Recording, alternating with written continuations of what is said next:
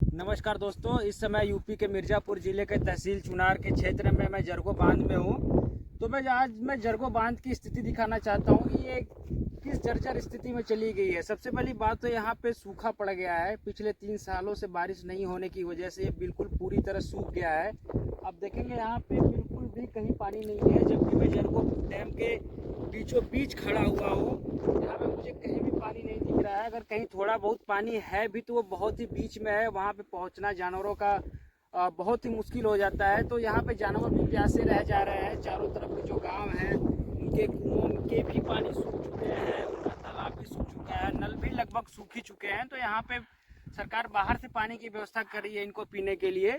तो इस स्थिति का कारण मनुष्य स्वयं है, जो कि आज उनके पास पीने के पानी तक नहीं बचे हैं। इन्होंने क्या करा है कि पहाड़ों का दोहन किया है, प्रकृति का दोहन किया है। जो हरे हरे पेड़ थे जिनकी वजह से बारिश होती है, मानसून बनता है, वो सब अब कुछ नहीं हो रहा है।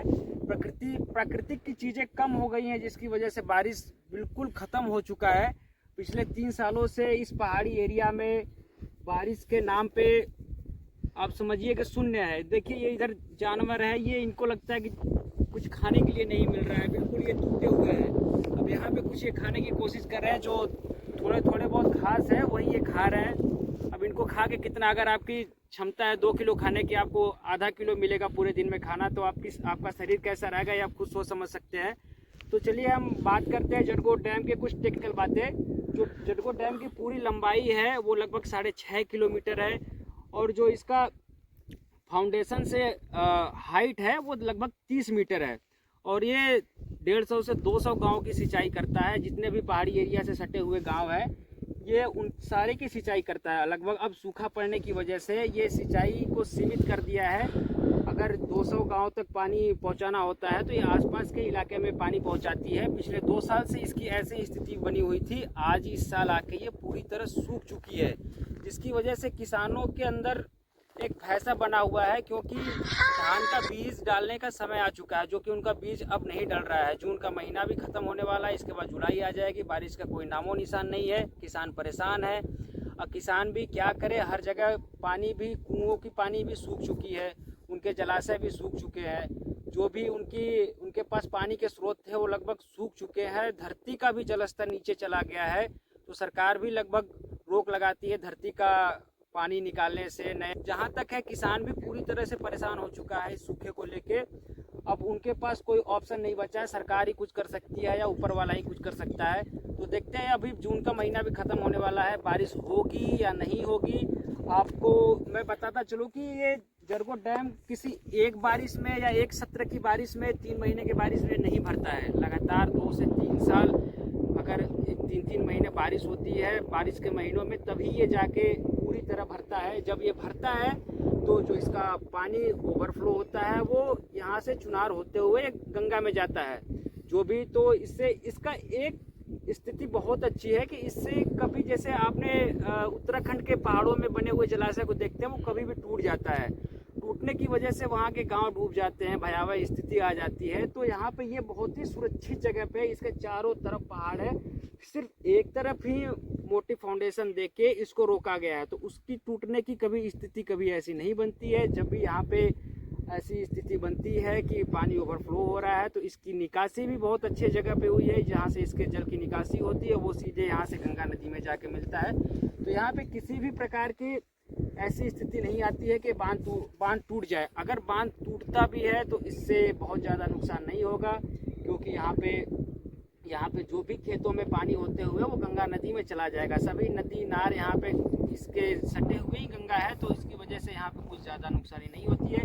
तो सबसे पहले मैं आपको बताता चलूँ कि ये बारिश के महीनों में ये पूरा हरा भरा रहता है। आप देख रहे हैं, जो पहाड़ अभी बिल्कुल सूखे हुए हैं, जो ऐसी स्थिति में आ गए हैं कि खुद रो रहे हैं, वो दूसरों को क्या हंसाएंगे।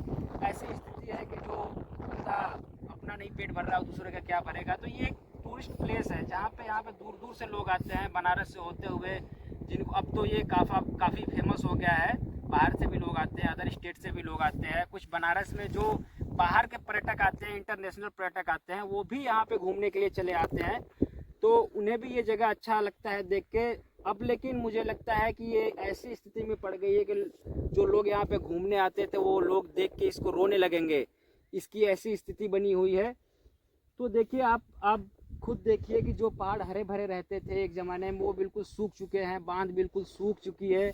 तो अगर बांध सूख भी चुकी है तो इसका जीर्णोद्धार हो जाना चाहिए। सरकार को ये सोचना चाहिए, जो बड़े बड़े भी अधिकारी हैं उनको ये सोचना चाहिए कि इसमें जो भी मिट्टी जमा हुई पड़ी है, इसको अगर खाली कर देंगे तो इसमें जो पानी का ठहराव है वो अधिक दिनों तक रह सकता है। जो ओवरफ्लो हो जाता है जल्दी, वो ओवरफ्लो कम हो जाएगा, इसका भार क्षमता और बढ़ सकता है। अगर इसमें से मिट्टी निकाल दी गई, जो भी लगभग इसको बने हुए 60 से 70 80 साल हो गया है, तो इसमें काफ़ी नदियों के साथ जो भी पत्थर बालू मिट्टी बह के आती है, इससे कहीं ना कहीं इसका ज़मीन का स्तर ऊपर बढ़ता है, तो पानी की क्षमता कम होती है। तो इसको कहीं ना कहीं आप देख सकते हैं कि पूरा बांध पूरी तरह सूख चुका है। अगर इसका जीर्णोद्धार कराया जाए तो काफ़ी मात्रा में मशीनों को लगा के, अब तो जब ये इसका कार्य शुरू हुआ था तो उस समय तो कोई मशीनें नहीं थी, मनुष्यों के द्वारा ही इसका काम होता, तो बहुत काफ़ी समय लग गया था। अगर आप सरकार चाहे तो इसको 1 से 2 महीने में, अब तो खैर बारिश का समय आ गया है, अब नहीं हो सकता। सरकार को ये बात पहले सोचनी चाहिए थी कि अगर 2 साल से सूखा पड़ रहा है, इस साल भी बारिश नहीं होगी, सूखा पड़ रहा है, पानी बिल्कुल ख़त्म हो चुका है, तो इसकी सफाई पूरी तरह जहाँ पे मिट्टी जमी हुई है वहाँ तक तो इसकी सफाई हो ही सकती थी। तो ऐसा सरकार को करना चाहिए था। खैर ये तो सरकार की बात है, हम इसमें क्या कर सकते हैं। हमारी वहाँ तक पहुँच भी नहीं है, आम जनता के वहाँ पे पहुँच नहीं है। यहाँ पे त्राही मचा हुआ है, ना जानवरों को पीने के लिए पानी है, ना धरती को सिंचाई करने के लिए पानी है, ना किसान अपनी खेती को आगे बढ़ा रहे हैं। उनका फिर से मैं बताना चाहूँगा, धान के बीज का समय आ गया है तो वो बीज नहीं डाल पा रहे हैं। सबसे बड़ा चैलेंजिंग काम ये है कि धान का बीज नहीं डल पा रहा है। कभी मैं पूरे गांव का भ्रमण करते आ रहा हूँ, मैंने काफ़ी लोगों का रिव्यू भी देखा, लोगों से पूछा कि क्या स्थिति बनी हुई है, कि क्यों आप लोग बीज नहीं डाल रहे हैं धान का। तो वो बोले या तो हम लोग ऊपर वाले के भरोसे हैं या बांध के भरोसे हैं। बांध तो बिल्कुल भी किसी के भरोसे पे खरा नहीं उतर सकता है, भगवान ही कुछ कर सकते हैं। तो भगवान के साथ ने मनुष्य ने जो खेल खेला है वो आपको भी पता है, हमको भी पता है, हम इससे अलग नहीं है, क्योंकि हमने प्रकृति का बहुत दोहन किया है। इसी दोहन की वजह से पिछले 2-3 सालों से बारिश नहीं हो रही है। आपको मैं अगले वीडियो में दिखाऊंगा किस तरह से प्रकृति का दोहन हुआ है। हमारे कुछ क्षेत्रों में जो नारायणपुर से सटे हुए क्षेत्र है, वहाँ पे ईंट भट्टे इतनी मात्रा में खुल गई है कि उसको इंडस्ट्रियल एरिया घोषित कर देना चाहिए, लेकिन सरकार की नज़र इस पर नहीं जा रही है। आप देखोगे वहाँ पे जनता का कहना है कि 20-20 फीट मिट्टी निकाली जा रही है, वो मशीनों से निकाली जा रही है, मनुष्यों से निकाली जा रही है। ये तो सरकार को खुद आके देखना चाहिए कि 20 फीट मिट्टी कैसे निकल सकती है। ये मनुष्य निकालते हैं या मशीनें निकालती हैं, जिसकी वजह से आप समझ सकते हैं कि भूकंप का एक मेन कारण होता है, जहाँ पे धरती पतली हो जाती है वहाँ पे भूकंप आता है। ये भूकंप सुरक्षित जोन है, यहाँ पे कभी भूकंप नहीं आ सकता। लेकिन इस तरह से प्रकृति का दोहन होता रहेगा तो कभी भी भूकंप आ सकता है, कभी भी कुछ भी हो सकता है, जलस्तर बढ़ सकता है या कुछ भी हो सकता है। ये तो प्रकृति है, प्रकृति के साथ दोहन करोगे तो प्रकृति आपके साथ किस तरह से दोहन कर सकती है आप किसी को नहीं पता है। कोई इससे जिस तरह आप सोच समझ सकते हैं कि एक समय था डायनासोर्स का राज था, उन्होंने प्रकृति के साथ बहुत खेला, तो उनके साथ प्रकृति ने ऐसा खेला कि उनका अस्तित्व ही खत्म हो गया। आज वो ज़मीन में मिलते हैं, कहीं कहीं आर्कियोलॉजिस्ट उनके अवशेष को ढूंढ के बताती है। तो ऐसा खेल मत खेलिए प्रकृति के साथ कि प्रकृति आपके साथ ऐसा खेल खेले कि आपका अस्तित्व और नामो निशान मिट जाए। तो धन्यवाद, मिलते हैं अगले वीडियो के साथ। Thanks for watching. ऐसे ही आप लोगों का प्यार बना रहे और सब्सक्राइब करिए, मेरे वीडियो को लाइक करिए। मैं ऐसे ही आप लोगों को रोमांचिक और प्रकृति से जुड़ी हुई चीज़ों को दिखाता रहूँगा जो मनुष्य ने दोहन किया है प्रकृति का। इसमें मैं दोष नहीं मानता हूँ, क्योंकि आप जैसा करोगे वैसा भरोगे।